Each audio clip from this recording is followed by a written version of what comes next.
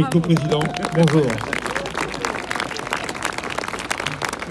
On pense bien sûr à Jean-Claude Killy, qui avec vous avait porté haut les couleurs de la Savoie grâce à ces Jeux Olympiques d'Albertville.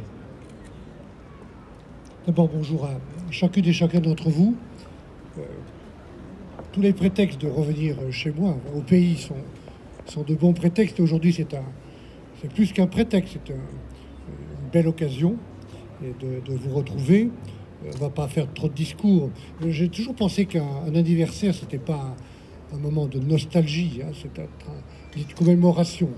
Il ne faut pas d'ailleurs avoir trop de nostalgie, il faut avoir beaucoup de souvenirs, et nous en avons les uns les autres ici énormément, hein, comme Hervé vient de le dire. Je suis heureux de saluer toutes celles et tous ceux qui sont ici, d'excuser évidemment Jean-Claude qui était bloqué par ailleurs, Martine, Vincent qui sont ici comme parlementaires, aussi Michel Bailly et Albert Gibello. Pensez à Henri Dujol, qui a quand même eu avec son conseil municipal une sacrée audace, hein, de se dire que l'idée qu'Albertville devienne une ville olympique, il fallait avoir de l'audace et du courage politique. Il en a eu, comme il en avait d'ailleurs eu beaucoup pour faire des réserves foncières dans la plaine d'Albertville qui ont permis de réaliser le parc olympique, hein. C'était une manière d'avoir une vision. Je me souviens j'ai raconté dans le livre que je viens de publier sur le Brexit, parmi d'autres souvenirs, ce que me dit Jean-Claude Killy à la dernière seconde, de la dernière minute, de la cérémonie de clôture, toute fin des Jeux Olympiques, hein. Après 10 ans de travail, nous sommes assis tous les deux, on vient de faire notre petit discours, je l'ai remercié à sa surprise d'ailleurs devant tout le monde, et il me dit maintenant, Michel, on bâche. Bâcher, ça ne veut pas dire qu'on oublie, ça veut dire qu'on ferme, on a rempli notre contrat et on pense à autre chose et on passe à autre chose. Et je dis ça parce que nous sommes 30 ans après, de nouveaux élus, beaucoup de nouveaux citoyens, des jeunes qui sont nés après. L'idée, c'est de dire, est-ce que tout ce qu'on a fait pendant ces 10 ans, et notamment les dernières années, est-ce que tout ça est utile? Est-ce que ça laisse une trace? Et ma conviction, ma fierté, notre honneur collectif, je dis à tous ceux qui ont été dans l'organisation des Jeux, au COJO, et évidemment les 8000 volontaires, comme l'a dit Hervé, je veux dire, on n'aurait pas pu réussir les Jeux sans les volontaires, hein. Des hommes et des femmes qui ont passé parfois 15 jours, 1 mois, 3 mois, parfois beaucoup plus longtemps, bénévolement, quelles que soient leurs conditions, leur sensibilité, leurs origines, pour réussir les Jeux. Et j'ai eu l'occasion souvent de dire, ce qui m'a beaucoup frappé, c'est que tous ces volontaires que je retrouve aujourd'hui encore, ou sur nos différentes routes, me disent la même chose. Ils me disent qu'ils ont été fiers, bien sûr, mais qu'ils se sont aussi améliorés, qu'ils ont progressé individuellement, personnellement, pendant cette période de volontariat, en participant au succès collectif d'un projet. Voilà.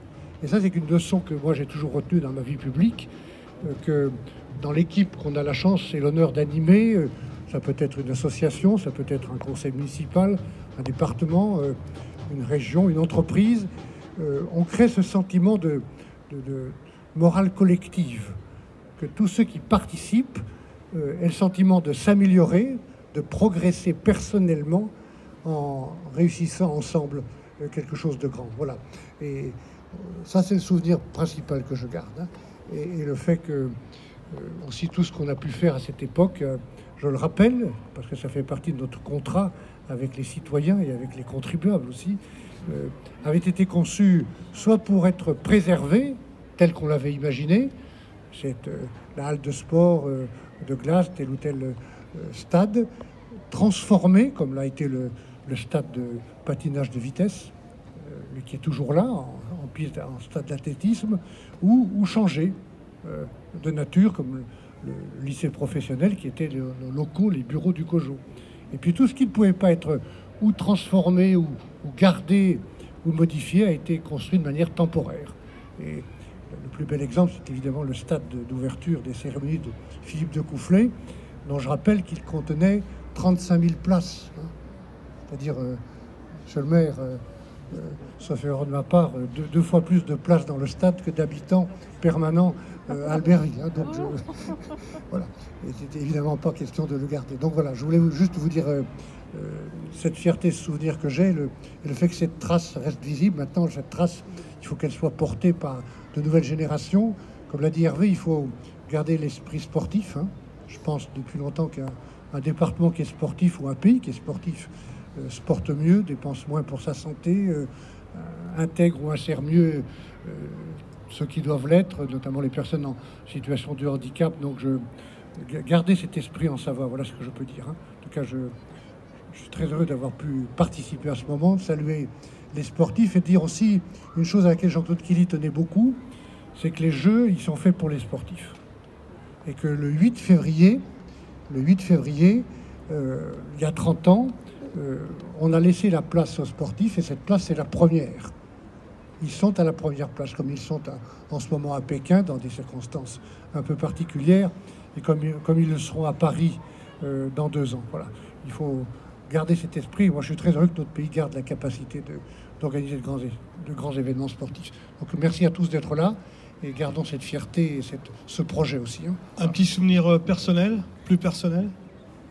Il y a tellement de souvenirs j'imagine, très personnels, mais qu'est-ce que je peux dire, puisqu'on était à Albertville et que nous parlons au lendemain de ce 30e anniversaire, c'était le 8 février à 18h, je veux juste rappeler qu'avec Jean-Claude Killy, dans les bureaux du COJO, qui était juste de l'autre côté de la voie ferrée, là, on allait pour se monter le moral, parce que c'était pas toujours facile, il y avait beaucoup de doutes, de critiques, de craintes. On allait tous les jours, le dernier mois, regarder les épreuves que répétait Philippe de Coufflet avec ses équipes dans le stade. Tous les jours, il répétait un tableau de cette formidable cérémonie. Et donc, quelques jours avant, c'était le 1er février, 7 jours avant le début des cérémonies, à la même heure, nous étions avec Jean-Claude assis là où le président Mitterrand allait s'asseoir 7 jours plus tard, avec le vice-président des États-Unis, avec tellement de personnalités. Et je ne sais pas si vous vous en souvenez, mais ce jour-là, le 1er février, du côté du stade où nous étions, on ne voyait pas l'autre côté du stade, à cause du brouillard. Et on s'est dit, mais si ça se produit samedi prochain, on est foutus. Hein. Parce que, naturellement, les Jeux, il y a ceux qui sont dans le stade, qui peuvent essayer de deviner, mais il y a les télévisions, qui ne voyaient rien.